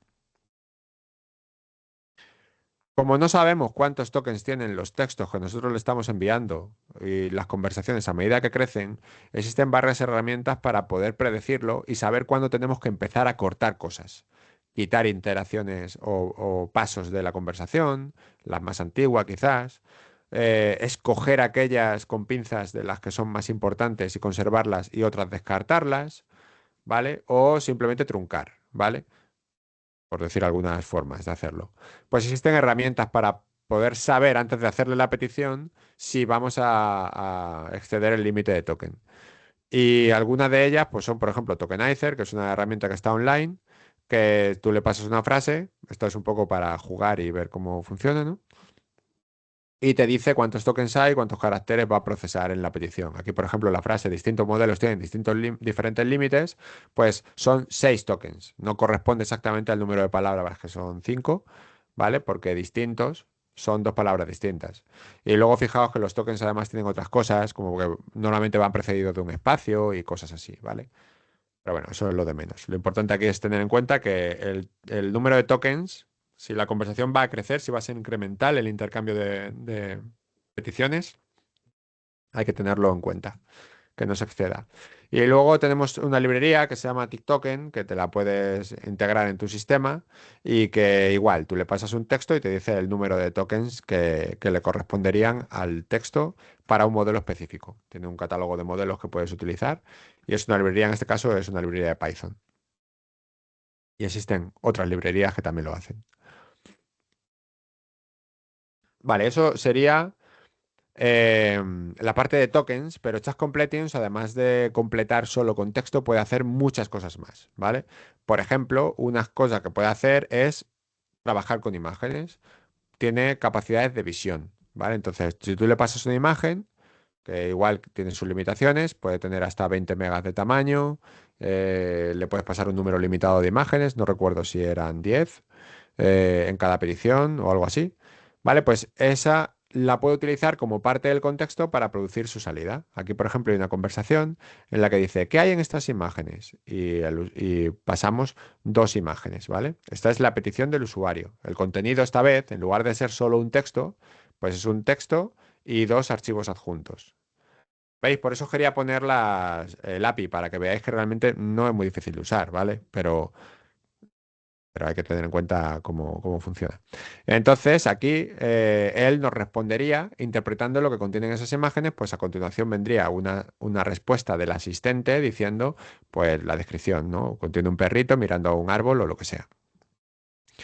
En los tokens que va a consumir esto dependerán de el tamaño del prompt, como siempre, de todo de todas las palabras que hay aquí dentro, y del tamaño de las imágenes, ¿vale? Que tienen una fórmula un poquito peculiar, que ahora no es interesante que la veamos, pero para que nos hagamos una idea, pues las imágenes de hasta 512 píxeles, pues tienen un número de tokens que consume que es fijo, que son 85, y si son más grandes, si son HD, por ejemplo, hasta 2000 píxeles, pues se dividen en cuadros y en función del tamaño en cuadros y de otros cálculos, pues se calcula el número de tokens que va a consumir esa imagen, ¿vale? O sea, digamos que quedaos con la cosa de que las imágenes se traducen a tokens en base a su tamaño a la hora de calcular el contexto que están exigiendo, ¿no? El tamaño del contexto que están consumiendo.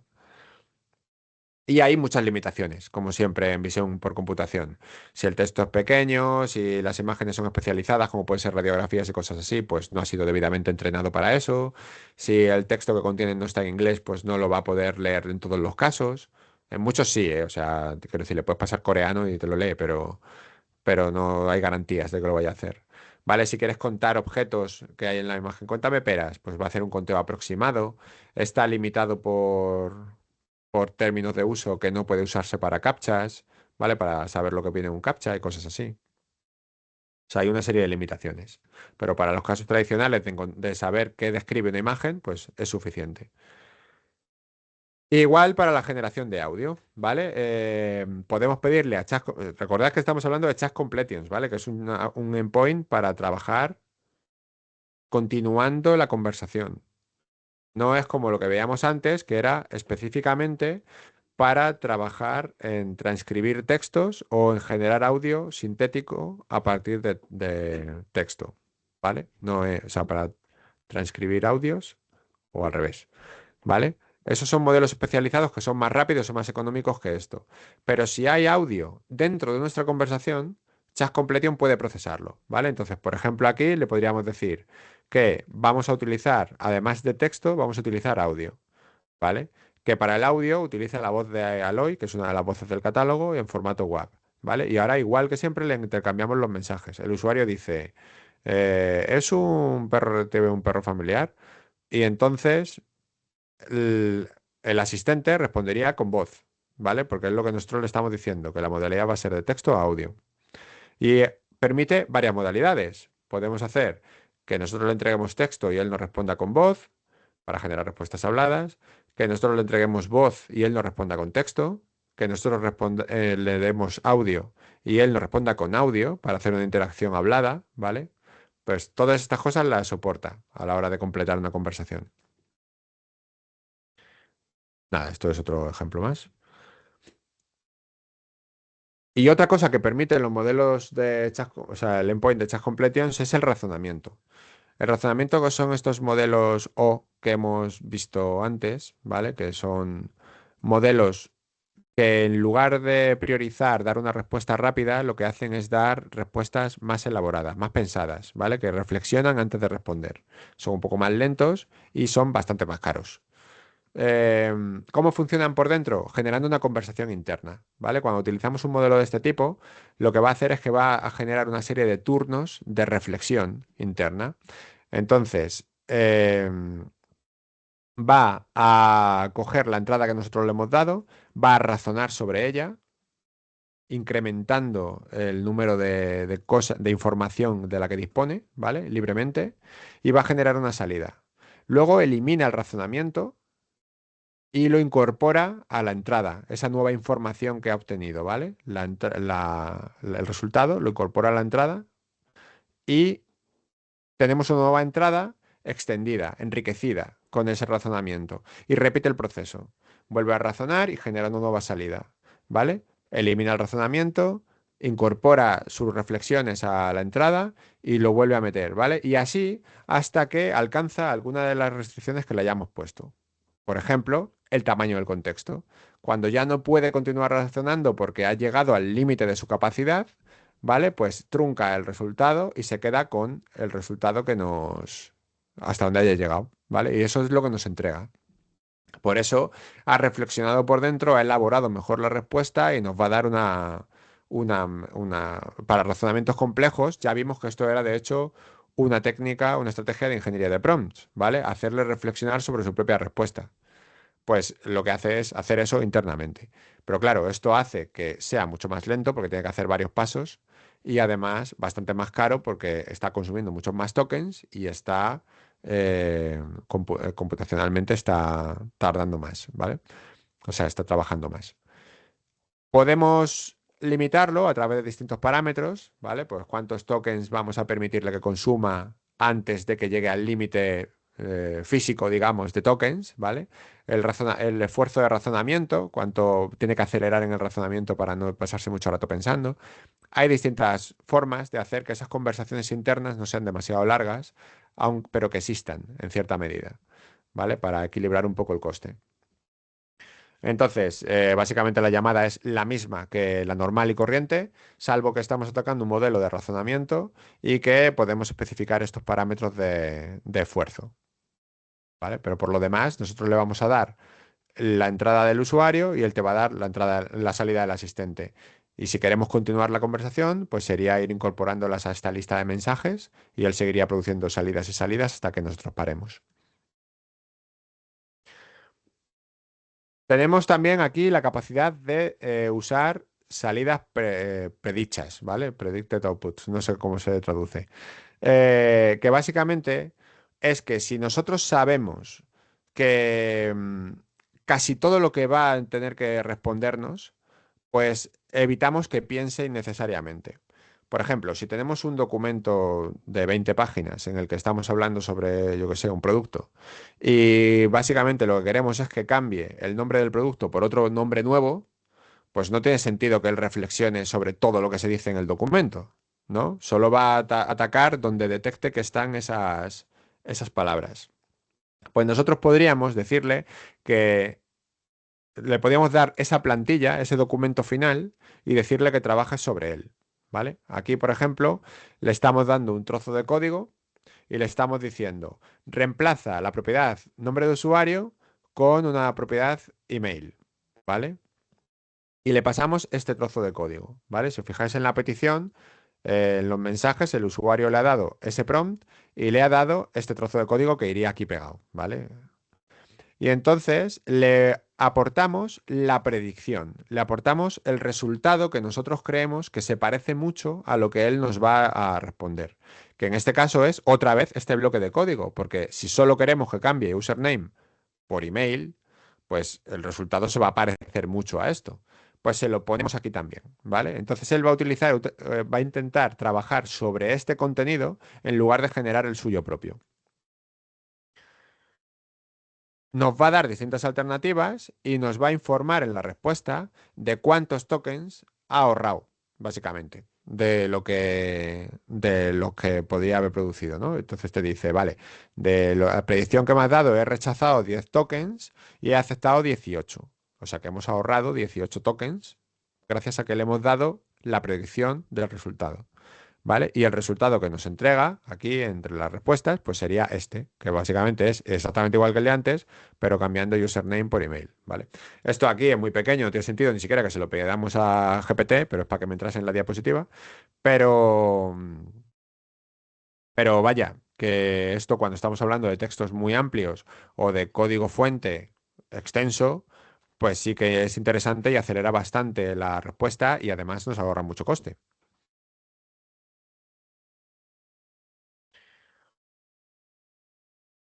Ya nos vamos acercando al final, no os quiero asustar. Pero es que son muchas cosas de las que se pueden hacer, ¿vale? Para que las tengáis en cuenta. Chat Completion también permite el Function Calling, que esto lo vimos cuando hablamos de los Custom GPT.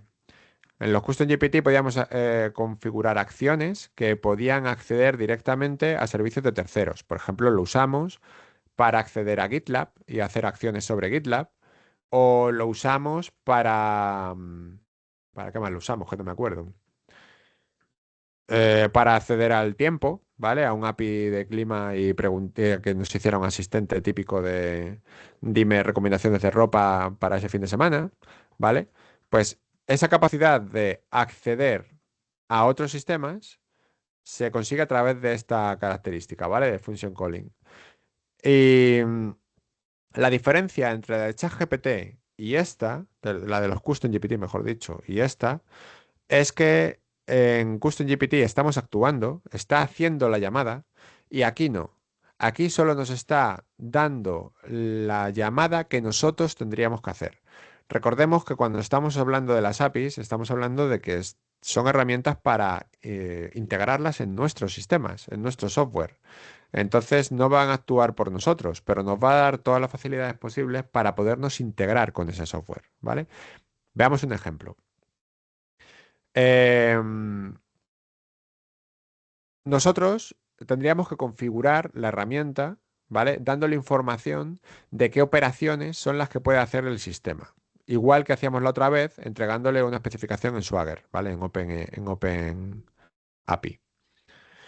Entonces, el sistema, el modelo, sabe qué cosas puede hacer ese API al que podría llegar a acceder, ¿vale? Eso es lo que nosotros le entregamos en la definición. Y le hacemos una pregunta, ¿vale? Por ejemplo, ¿cuál es el tiempo en París? Entonces el modelo es capaz de reconocer que aquí le estamos preguntando por cosas que ese API que nosotros le hemos especificado sabe responder. Por ejemplo, que si nosotros le pasamos la llamada getWeather y le decimos el parámetro París, pues podríamos obtener el tiempo en París usando ese API, ¿vale? Esto es lo que nos está entregando el modelo. Es decir, nos está diciendo cómo tenemos que usar esa especificación que le hemos dado, extrayendo información del prompt en lenguaje natural, ¿vale? Esto es súper interesante en realidad, ¿vale? Porque lo que está haciendo es detectar que París es el parámetro, dónde va el parámetro y cuál es la llamada a la que tiene que llamar para obtener la respuesta, ¿vale? Pero no actúa. A diferencia de los Custom GPT, no hace ninguna llamada, solo nos entrega esta información. Claro, nosotros estamos hablando de una integración. Entonces, en nuestro sistema, cuando tenemos esta respuesta, tendríamos que extraer esta información de la respuesta, hacer la llamada getWeather con el API token al servicio que corresponda, ¿vale? Obtendríamos una respuesta que es que la temperatura es 14 y añadiríamos este mensaje al hilo de la conversación, ¿vale? Diciéndole, ¿qué tiempo hace en París? Y el asistente ha dicho, la temperatura es 14. Y él nos respondería, hace 14 grados en París, ¿vale? ¿Veis la diferencia entre Custom GPT y esto? Que aquí nos está delegando a nosotros el hacer la llamada final, en actuar. Básicamente él solo nos ayuda a saber, toda la garganta hoy, a saber qué parámetros son los que está haciendo referencia el usuario. Si lo vemos en código muy rápidamente, pues aquí estaría el prompt del usuario, que es ¿qué tiempo hace en París un día como hoy? ¿Vale? Y nosotros aquí le hemos tenido que especificar las herramientas que va a poder utilizar. Como siempre, le tenemos que entregar todo lo que necesite para trabajar en el contexto de la conversación. Entonces le estamos diciendo, las herramientas va a ser de tipo function, porque va a usar el function calling este. El nombre de la petición, de las funciones que tiene mi sistema son estas, ¿vale? Entonces, esta función en concreto, getWeather, le pasamos la descripción para que él sepa relacionar el prompt con la función, ¿vale? Igual que vimos la otra vez. Los parámetros, le tenemos que especificar qué parámetros y qué es cada parámetro de los que acepta esta función, ¿vale? Igual, esto es la especificación, igual que lo vimos la otra vez, ¿vale? Entonces él sabe relacionar la intención del usuario con la integración que tiene que hacer y lo incorporamos aquí en la petición. Él nos responde con esto, ¿vale? Que dice, función, están llamando a una función, ¿vale? Nombre, la de la función, getWeather. Argumentos, el parámetro location, que es París como Francia, ¿vale? Esto es lo que nos responde. Y ahora nosotros tendríamos que ejecutar esta función con este parámetro, ¿vale? No actúa, súper importante. Es muy potente para integrar, pero es así como funciona. Y también para integración tenemos esta segunda cosa que es lo que os comentaba antes. Claro, estamos viendo todo el rato que nos está respondiendo un poco como le da la gana, ¿vale? En cada respuesta pues dice asistente y te mete un churro de texto con la respuesta del asistente. Igual que esta característica ya se salta eso y siempre nos va a responder con un nombre de función y una lista de argumentos, una estructura que contiene los argumentos y sus valores, porque le hemos dado restricciones sobre cómo tiene que ser esa respuesta, porque lo que queremos es una integración, ¿vale? Tenemos que saber, tener garantías de que nos va a responder algo que luego vamos a poder usar por código, Pues cuando le pidamos respuestas de texto, que no sean llamadas a funciones, también necesitamos ciertas garantías de que la respuesta que nos vaya a devolver es algo que nuestro código va a poder manipular, que nos tengamos que poner a parsear un texto, ¿vale? Entonces, para eso están las salidas estructuradas, que básicamente es, igual que siempre, nosotros vamos a mantener por un lado la lista de la conversación, donde va a estar las idas y venidas de usuario asistente, usuario asistente, usuario asistente, ¿vale? De la conversación. Y le vamos a dar una estructura que es el formato de la respuesta que esperamos. Que igual hay que darle suficientes explicaciones para que él sepa cómo construirla y qué significa cada uno de los apartados que contiene nuestra estructura. Entonces, hay una especificación que seguir, ¿vale? Pero básicamente le damos esta respuesta y lo que vamos a ganar con esto es que vamos a tener siempre una respuesta que respeta esos campos. Los campos que nosotros le digamos que son obligatorios van a estar ahí, van a existir, los vamos a poder consultar. Se van a ajustar a tipos de datos concretos, ¿vale? Esto es mucho mejor que hacerlo a través de instrucciones.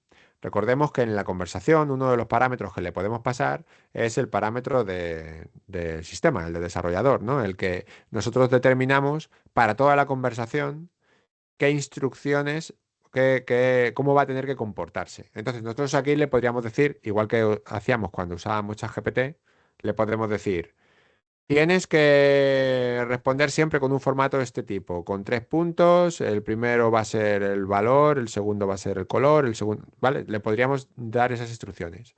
Pero eso va a ser mucho más impreciso que hacerlo de este modo, ¿vale? Esto va a establecer una restricción fuerte, que lo va a cumplir siempre. O al menos eso es lo que ellos tratan de garantizar. Y otra cosa que va a ocurrir es que vamos a ahorrar muchos tokens, porque todas esas explicaciones de la ingeniería de prompts que tendríamos que hacer, que irían aquí, no hace falta que las pongamos, nos las estamos ahorrando.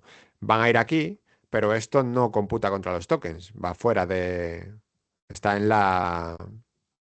Bueno, la verdad es que no sé si computa contra los tokens ahora que me lo planteo. Pero en cualquier caso va a ser mucho más conciso, ¿vale? Entonces, esto es muy importante que lo conozcamos a la hora de integrarnos con estas APIs, ¿vale? Las respuestas con salida estructurada. Antiguamente se llamaba JSON Mode, ¿vale? Que le podías decir que la respuesta, en lugar de dártela en lenguaje natural, te la diese como un JSON, que ya era algo, pero claro, eso no garantizaba que el formato del JSON te fuese a servir, porque a lo mejor a veces se venían unos campos y otras veces otras. Solo sabías que era un JSON, ¿vale? Ahora ya está adherido a un esquema. Esto, que puede parecer un poco complicado, si utilizamos los SDKs es muchísimo más fácil, porque básicamente lo que tenemos es que podemos tener una clase y nosotros en el response format le pasamos la clase y él internamente, a través de reflexión y todo esto, pues va a examinar esa clase y va a obtener el esquema y va a hacer que la respuesta sea un objeto de esa clase. ¿Vale? Entonces es muchísimo más sencillo de usar y tienes luego la garantía de que el objeto que te ha respondido pues tiene los atributos que tú pusiste en tu clase con los tipos de datos que son. Esto mejora muchísimo la experiencia de integración. Y ya nos acercamos muy al final, ¿vale? Me quedan un par de cosas solo. Dejando un poco al lado los chats completions, que ya habéis visto cómo funcionan, hay una cosa que nos pasa todo el rato con esto, y es esas idas y venidas de la conversación, ¿vale? Estamos todo el rato pasándole lo que ha dicho el asistente, lo que ha dicho el usuario, el asistente, el usuario, y somos nosotros quienes tenemos que gestionar esa memoria del contexto de lo que ha ocurrido. Entonces, una cosa que han creado son un API aparte de Chat Completion que se llama asistentes, que básicamente son hilos de conversación donde esta parte la gestionan ellos, ¿vale? Le dan un recubrimiento para gestionar el estado. Entonces, en este caso, estas APIs no son stateless, son stateful, ¿vale? Sí que mantienen el estado. ¿Y cómo se usan? Muy por encima. Pues básicamente creas un asistente con una llamada. Dentro de un asistente puedes crear hilos, que son conversaciones, y tú en un hilo vas añadiendo cada una de las idas y venidas de la conversación, ¿no? Lo que has dicho tú, y cuando te responde el asistente, él solo lo agrega al hilo. Cuando luego tú hablas, lo agregas al hilo y cuando responde el asistente lo agrega él al hilo, ¿vale? La gestión la lleva él. Y además puedes meter varios mensajes y luego ejecutarlos todos, ¿vale? Porque la operación de ejecución del hilo, lo que viene siendo el chat completion como tal, se hace por separado. Entonces tú irías metiendo mensajes al hilo, en algún momento dices, complétame el chat, y él crea un mensaje con la respuesta y lo incorpora al hilo, ¿vale? No hace falta que sea todo en directo. Puedes enviarle varios mensajes, luego decir, vale, ejecútalo, él crea una respuesta, luego tú metes más mensajes, ejecútalo, crea una respuesta y así, ¿vale? Y tiene todas las funcionalidades que hemos estado viendo, ¿vale? Puedes usar intérprete de código, que son cosas que ya vimos el otro día en ChatGPT, para que produzca o ejecute código en Python, por ejemplo. Eh, File Search, ¿vale? Que también vimos el otro día que es capaz de hacerlo. Y Function Calling, que lo hemos visto hoy también, ¿vale? Pues esto básicamente es la gestión que te da por encima. La tenemos en OpenAI y también la tenemos en preliminar en Azure, ¿vale? Entonces, en Azure, por ejemplo, pues te dicen que para usarlo sería algo así, ¿vale? Ya digo que es una llamada para crear el asistente, otra llamada para crear el hilo, cada uno de los hilos de conversación, y luego vamos añadiendo mensajes al hilo y luego creamos una ejecución. Tarda un poquito y nos da la respuesta del resultado, ¿vale?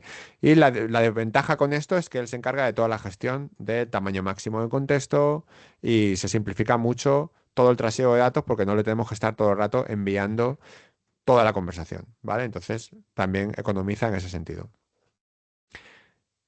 ¿Qué, ¿Esto para qué sirve? Pues para crear tu propio asistente, ¿vale? Si tú quieres un chat GPT embebido en tu software con ciertas directrices, pues por ejemplo va a ser un chat GPT pero que se dedica únicamente a hablar como especialista en abogado laboral, yo qué sé, ¿vale? Pues puedes darles indicaciones para eso, para que se comporte de esa forma, y lo metes dentro de tu aplicación y no le estás diciendo al usuario, oye, si tienes dudas, vete a ChatGPT, ¿vale? Sino que te lo puedes construir tú.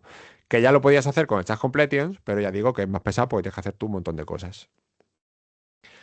Y en Azure, igual que tenemos en OpenAI el Playground, pues aquí tenemos el Assistant Playground, donde, entre otros modelos, pues podemos jugar con este y podemos crear uno y probarlo, ¿vale? Es uno de los paneles de Azure, de esta herramienta.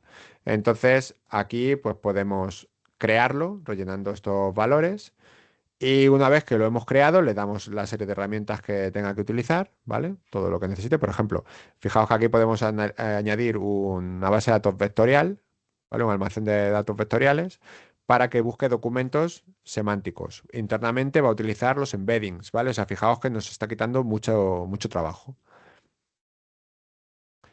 Y también nos dice los tokens que consume cada petición, ¿vale? O sea, hay muchas cosas aquí que podemos ver rápidamente en este playground, que si queremos empezar a hacer algo, pues es un buen sitio para, para ajustar el funcionamiento antes de empezar la integración real con el sistema.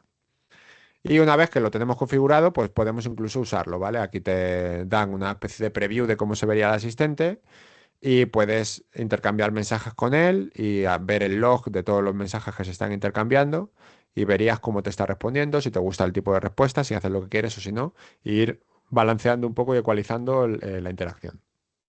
¿Vale? Entonces, bueno, pues que sepáis que si queréis hacer un asistente, pues existe y no os vayáis directamente a trabajar con Chat Completions porque esto os va a dar mucha más facilidad. Y ya por último estaría el tema de real time, que aunque a mí el nombre me confundió inicialmente, básicamente se trata de poder intercambiar en tiempo real mensajes con el sistema con la voz, ¿vale? Lo que hace es abrir un canal de audio mediante los puertos y entonces él detecta cuando ha habido un inicio de la conversación y cuando has hecho una pausa y él utiliza eso, lo transcribe y te da una respuesta y luego se queda escuchando y cuando tú has hablado, pues él detecta cuando has empezado a hablar y cuando has terminado y otra vez utiliza eso como transcripción para meterlo en la conversación y bla, bla, bla, ¿vale? Se parece mucho, si os fijáis, al diagrama que teníamos con el de asistentes, porque básicamente pues lo que hacemos es que vamos incorporando igual idas y venidas de conversación, solo que en este caso estamos trabajando con audio, ¿vale? Los dos. Esto para hacer un asistente de voz para un móvil o para una aplicación en la que queramos utilizar sin usar el teclado, pues puede venir muy bien. ¿Vale? Y en la respuesta siempre vamos a tener, si queremos, podemos tener la respuesta en audio y también transcrita por si la queremos poner por pantalla. ¿Vale? Entonces, bueno, pues si estáis pensando en un asistente de voz en algún caso para vuestras aplicaciones, pues que sepáis que también tenemos una herramienta para esto. Sin embargo, todo el rato nos estamos centrando en este ecosistema de OpenAI, pero ya he dicho antes que existen otros muchísimos modelos. Y por ejemplo, hace relativamente poco, hace unas semanas, apareció una demo bastante impresionante que, que es la de sesame.com, que sacaban una demo de un modelo de voz que era, en mi opinión, bastante increíble cómo han conseguido darle realismo, ¿vale? O sea, tiene una forma de hablar que es difícil de describir, pero os recomiendo verla. Me hubiera gustado hacerlo, por eso antes he activado el audio, pero ya he visto que no funcionaba. Así que os recomiendo ir a la demo, sesame.com, le dais aquí, le pincháis aquí a Maya o a Miles, si queréis hablar con ella o con él. Y, y podéis hablar en inglés con ellos un poco, que si queréis entrenar vuestro inglés, pues es una herramienta maravillosa. Y veis cómo responden y qué realismo se puede llegar a conseguir. Esta herramienta incluso han dicho que probablemente sea open source en el futuro. Y bueno, no tiene nada que ver con lo anterior, pero lo que quiero decir es que hay más cosas aparte de OpenAI, ¿vale? Estas herramientas que os he estado enseñando hasta ahora, y que ya con esto cerramos el ciclo de OpenAI y ChatGPT y todo esto que nos hemos estado centrando bastante, pues son herramientas que son muy accesibles. Son APIs súper fáciles de usar, que además están también en Azure, que es una herramienta que conocemos a la perfección. Eh, Son muy fáciles de integrar, fáciles de usar, los costes están relativamente ajustados para lo que son, la verdad es que son precios asumibles, entonces, y proporcionan unas capacidades y unas habilidades bastante notables. Entonces, a mí me gusta mucho como plataforma de cara a integrarlo en un sistema. Puede tener cosas que me hagan rechinar un poco los dientes, pero en cuanto a tecnología, la verdad es que llama mucho la atención. Pero nos tenemos que dar con la copla de que no son los únicos, ¿vale? Hay muchos otros modelos especializados en otras cosas, algunos que hacen cosas mejores y peores, y que en función del caso, no todo se resuelve a golpe de meter OpenAI. Si quieres hacer una calculadora, pues no la hagas con OpenAI, ¿vale? Eh, entonces, en el futuro, espero poder dar más seminarios en los que hablemos de otros modelos y de otras tecnologías, ¿vale? Por ejemplo, me gustaría hablar de Microsoft Copilot, que no lo hemos visto mucho, y de cómo lo ha integrado Microsoft dentro de lo que son los pilares estratégicos de las distintas suites, o sea, de las suites de soluciones que tienen. Porque me parece una estrategia interesante y también creo que puede ofrecer mucho en el futuro. Entonces, bueno, pues nada, decir eso, que os animo sobre todo a que exploréis las posibilidades que se os ocurran de integración de estos sistemas en el software que desarrollemos. Creo que son muchas oportunidades y que creo que deberíamos empezar a tenerlas en cuenta. Y nada más, si alguien tiene dudas, preguntas o lo que sea, pues aquí me tenéis.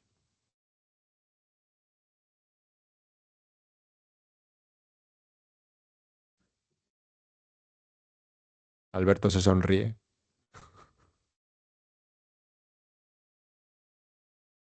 Yo la verdad es que lo estoy usando en mi casa para varias cosas, ¿eh? Ya os digo. Voy a parar la grabación ya, porque ya se ha acabado esto. Pero me estaba haciendo a ratitos una aplicación, por ejemplo, que scrapea contenido de una web y genera vídeos para TikTok automáticamente. Sé que es un vertedero de IA, pero, pero solo como proyecto así por explorar un poco esta tecnología me parecía súper interesante. Y es increíble lo que se puede hacer, ¿eh? O sea, a la hora de generar los contenidos o sea, lo que es el resumen, de examinar el, el origen del dato y a generar luego una voz realista, es bastante increíble. Entonces estoy seguro que dentro de nuestras soluciones hay cosas que podemos hacer que son interesantes.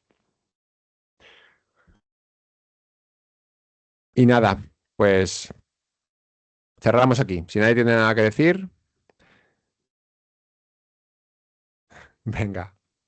Hasta luego a todos. Chao. Hasta luego, chiquitín. Muchas gracias. Gracias. Gracias. Hasta luego. Adiós. Hasta luego.